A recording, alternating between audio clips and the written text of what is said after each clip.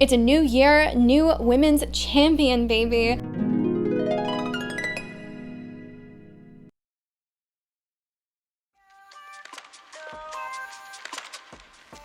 Tiffany Stratton is now the new world champion.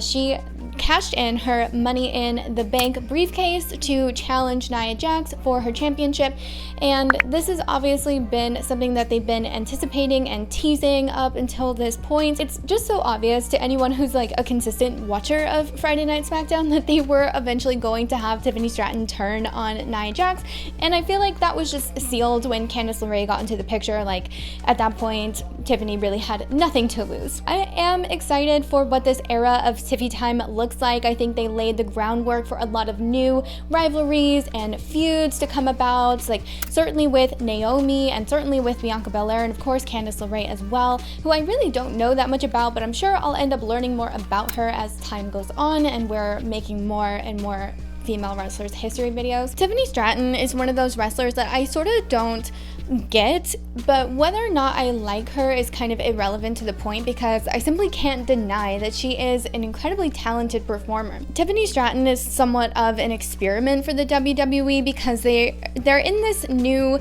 era of like recruiting old NCAA athletes to come train to be wrestlers. So these are people who probably never expected or anticipated that they would become professional wrestlers, but they've always been athletic and they're obviously very talented in that regard. But I think there's a lot of them who are not fully committing to the more theatrical aspect of the WWE, and there's definitely a market for that, right? Like, there are new promotions that you can go to that are not so heavily like based in that storytelling aspect, but are more so focused on that in-ring ability. So I feel like there are definitely some of them who are inevitably gonna defect to AEW, and I don't say that in a bad way. I'm just saying, like, that's the reality of it. Like, they're not meant for the WWE.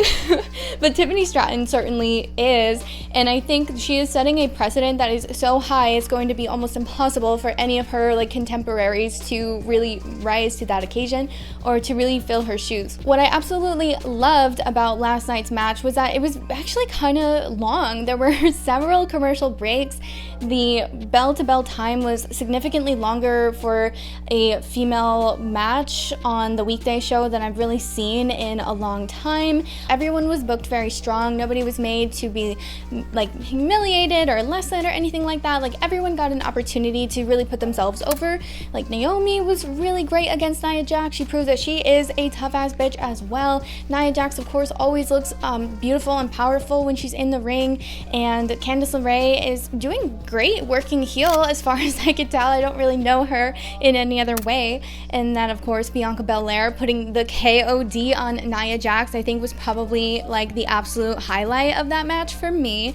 And then the queen of it all, Miss Tiffany Stratton, going on to become the new women's champion. Like, it was just such a great match, and it's moments like these that I really want to highlight, because I think this is an instance where the WWE got it right. Their creative department knew exactly what they were doing. They were building this story up for almost a whole year, and it culminated in a really nice way to where I can't even imagine it happening any other way now. Like, this is just how it is forever and ever.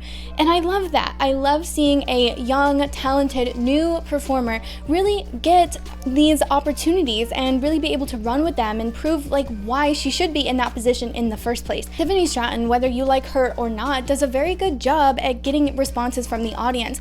Like, whether they love her or they hate her, she is working that crowd, which I think is just something that not all of her, like I said, her contemporaries are capable of doing. Stratton, as well as like Kalani Jordan and Izzy Dawn, are some of those wrestlers that were, again, those NCAA athletes, and some of them are doing better than others. I think it's gonna be interesting to see if they are able to kind of grow to like meet that same level that Tiffany Stratton is on right now, or even if they like want to do that. I'm curious to see what things will look like now that Tiffany Stratton is the women's champion, and what kind of matches and events we get out of that, what kind of storylines we get out of that. And of course, we have to go over Tiffany Stratton's history. We have to cover her time in NXT and the problems or like the things that maybe I don't understand about her gimmick. Maybe we'll get into into that. I don't know, we'll get into it. That's a different conversation for a different day, but of course we can celebrate Tiffany Stratton's success, and her main roster run has been absolutely incredible. I think we're gonna see a more dominating presence from the women in 2025. That is my prediction. I think they're going to have the best matches that they have ever had, or at least I hope so. It is a great time to be a wrestling fan, so if you are not as interested in this as I am, I don't know what you're doing. I don't know what you're thinking.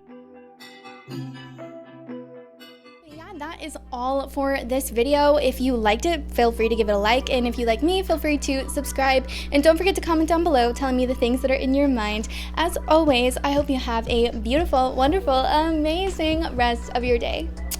Bye!